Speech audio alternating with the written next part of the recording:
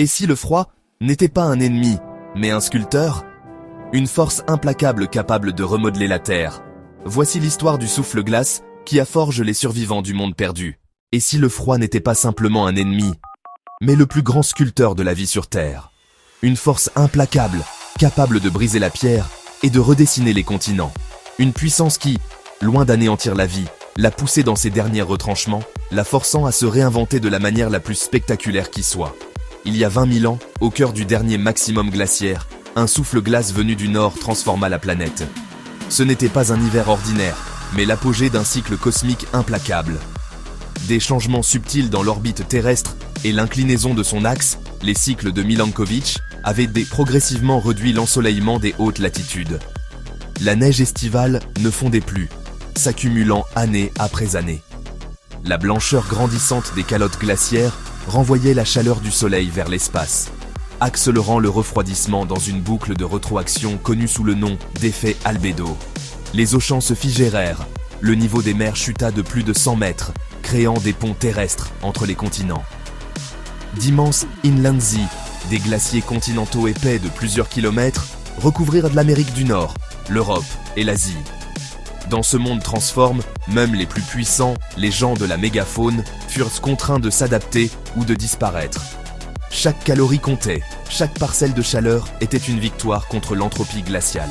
La Terre elle-même trembla sous le poids du gel.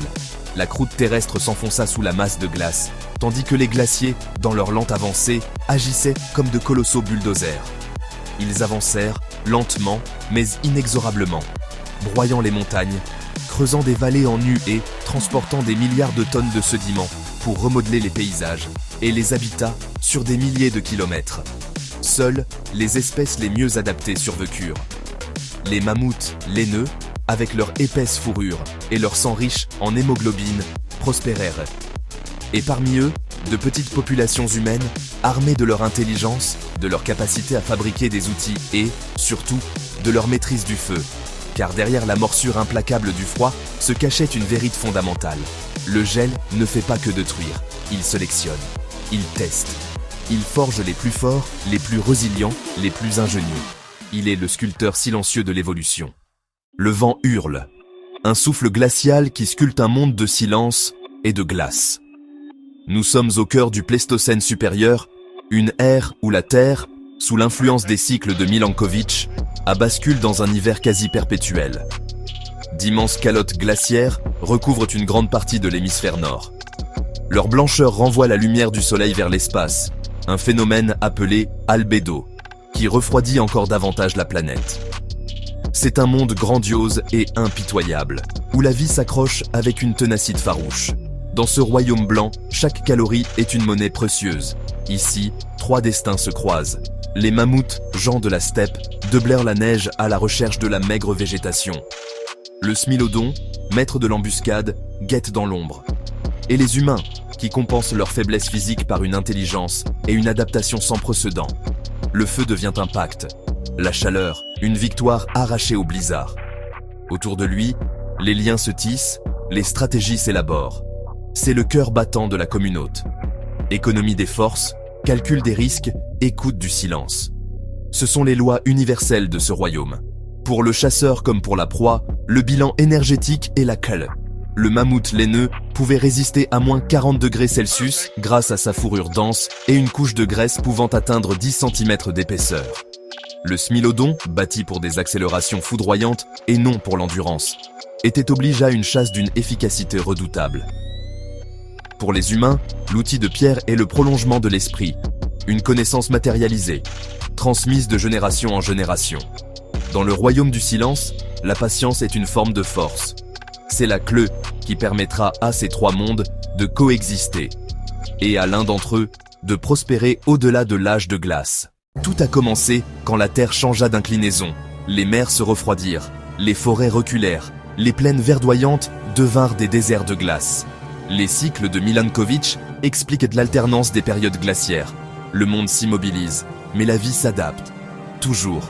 Les mammouths s'épaissirent de laine. Les tigres à dents de sabre affinèrent de leur chasse. Les humains fabriquèrent des vêtements et perfectionnèrent leurs outils. Ils s'organisèrent en petites communautés pour survivre. Certains choisirent l'hibernation ou le stockage de nourriture. D'autres développèrent une épaisse graisse sous-cutanée. Les glaciers avancèrent, sculptant vallées et plateaux. La pierre elle-même porte la signature du froid. La flore et la faune migrèrent ou s'éteignirent. La survie devint un art partage. Dans ce monde, la force seule ne suffit pas. Ici, la vie est une équation fragile, un calcul permanent entre l'énergie de pensée et les calories gagnées. La brutalité cède la place à l'intelligence, à l'instinct affûte par des millénaires de gel. Il faut d'abord endurer le froid mordant, anticiper la faim qui creuse le ventre. C'est une guerre d'usure contre un ennemi invisible, mais omniprésent. Il faut apprendre à traquer dans le silence absolu du manteau neigeux, où le moindre craquement peut signifier la différence entre un repas et une journée de jeûne. Lire les ombres et les traces devient un langage. Une empreinte fraîche raconte une histoire de direction, de vitesse, de poids. Une branche cassée révèle un passage récent. Chaque bruit étouffe devient un signal. Chaque souffle visible dans l'air glacial est une preuve de vie, une cible potentielle ou une menace imminente. Dans ce théâtre de glace, la persévérance devient loi. Les plus persévérants survivent, ceux qui maîtrisent l'art de l'économie d'énergie. Prédateur spécialise, le smilodon choisit ses moments, minimise l'effort. Une seule charge explosive, parfaitement calculée, pour une récompense maximale. Les humains, moins puissants physiquement, dépendent de la coopération et des outils. Leur esprit est leur plus grande force. Conserver la chaleur, gagner des calories, limiter les pertes. C'est la trinité de la survie. Le feu, don précieux, est le cœur du clan. Un rempart contre l'obscurité et le gel. Un outil, c'est du temps rendu à la vie. Une lame de silex bien taillée, une aiguille en os, c'est l'assurance d'une chasse plus efficace, d'une peau mieux cousue, d'une chance de plus de voir le prochain soleil. Sous les lumières dansantes du ciel, la vigilance ne dort jamais. La nuit n'apporte pas le repos, mais une autre forme de tension. Choisir de ne pas agir, parfois, c'est survivre.